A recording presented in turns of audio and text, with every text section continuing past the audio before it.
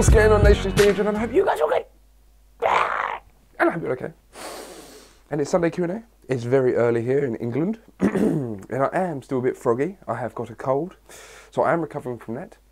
So please bear with me if my voice goes ee-hoo-ha, so things like that.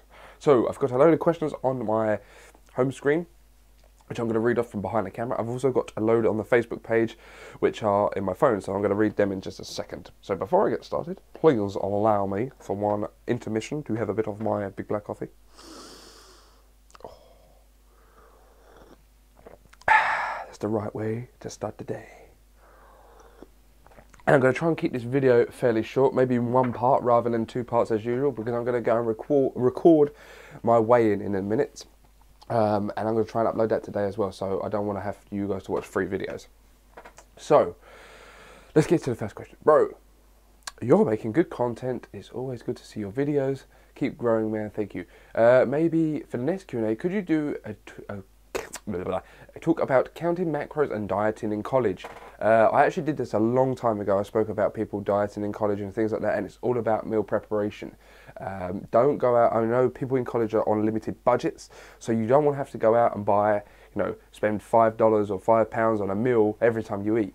You want to try and talk about getting, bulk produce, rice, chicken breast. If you can freeze it, if you've got a fridge or a freezer in your dorm or wherever you may be, then it's definitely easier to freeze everything, meal prep everything. Say if you go home at the weekends, maybe you go and visit your parents or visit friends or whatever, see if you can cook all your food on that weekend. When you get back to college, freeze it all, and then the night before you're going to eat it, get the meal out, put it in the fridge, let it defrost, let it thaw, and then you can warm it up or cook it as you want. That way it's going to ensure that you're going to stay on track.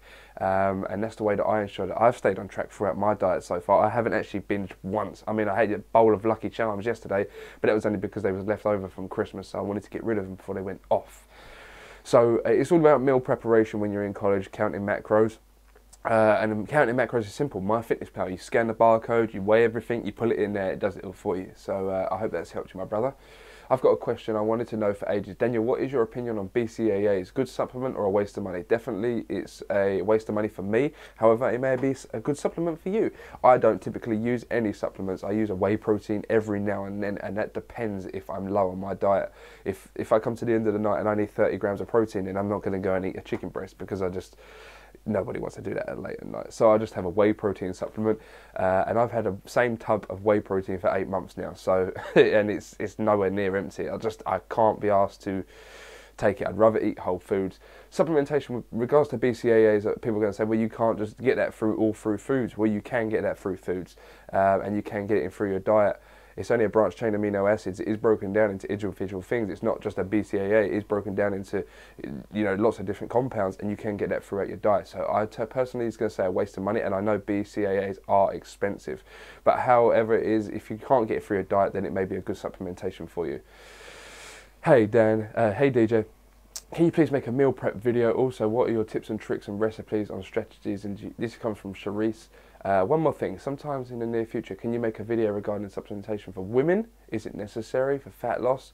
And do you want to keep your sweet tooth at bay? I'm going to quickly get into supplementation for women, and then I'll do the meal prep video at a separate time, and tips, tricks and recipes, stay tuned for them. So supplementation for women, as regards to the BCAA's question, no, supplementation is not necessary for women. It's exactly the same for men. They're not necessary. It is a, how can I put this? It is a, I know the word, it's on the tip of my tongue, but I can't seem to get it off. It's a luxury. Having a supplement is a luxury. If you can't afford it, you can't get it. So it's not necessary for you to get to your results.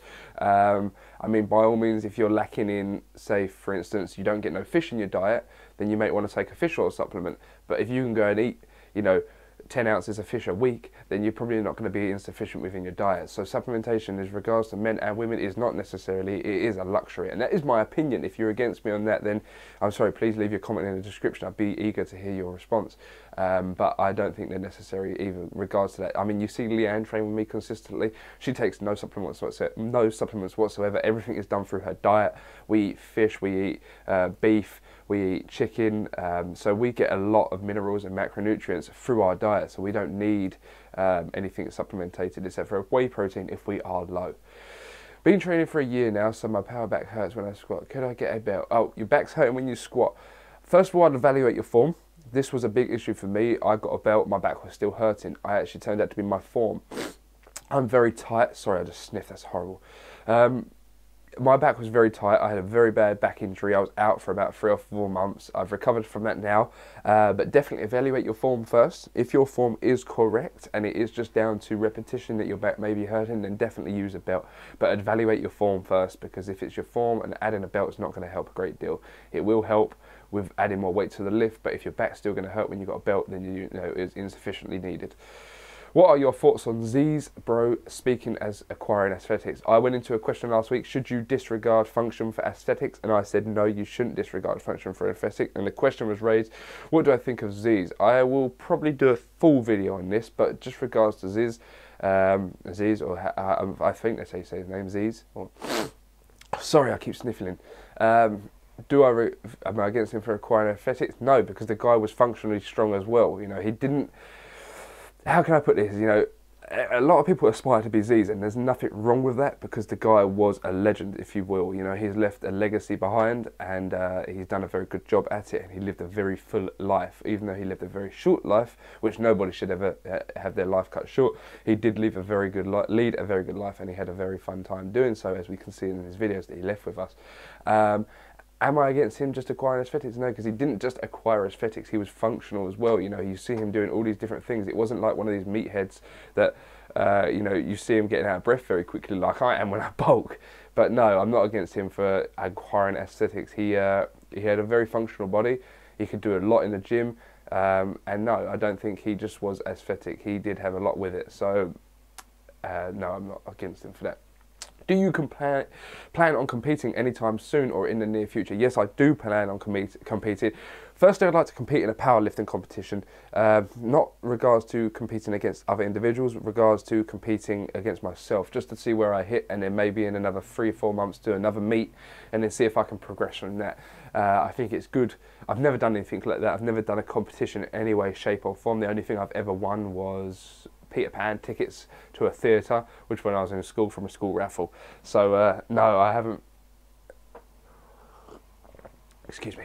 I think the battery's going to die, but we're going to try and get through. So I do plan on competing in the near future. I think my brother wants to as well, because he's bit the bullet now. He really loves fitness and working out, and you know, you've seen him in videos now. He can deadlift, you know, 455 pounds, things like that, and he's only been working out a couple of months. In his first 3 weeks, he was deadlifting 455 pounds. So yeah, it's definitely something I want to do. And then a bodybuilding competition is definitely something I'd like to do. Anytime, you know, within the next year or 2 years, just to see what it's like, you know, just to see what the preparation's like, how much will and determination you've got to put in your diet and everything like that, because it's easy enough to diet, you know, you eat in a caloric deficit. However, when you get on stage, it's kind of a different mindset. We've heard Chris Jones talk about it, we've heard Matt Ogres talk about it, and people like that. So it would definitely be something to actually put yourself through the paces and actually see where you go. So yeah. How often do I weigh myself? Do you miss high volume workouts, and how long are your workouts take? Warm up, work sets, accessories. Well, I'm usually in the gym for about an hour and a half to 2 hours. That's regards to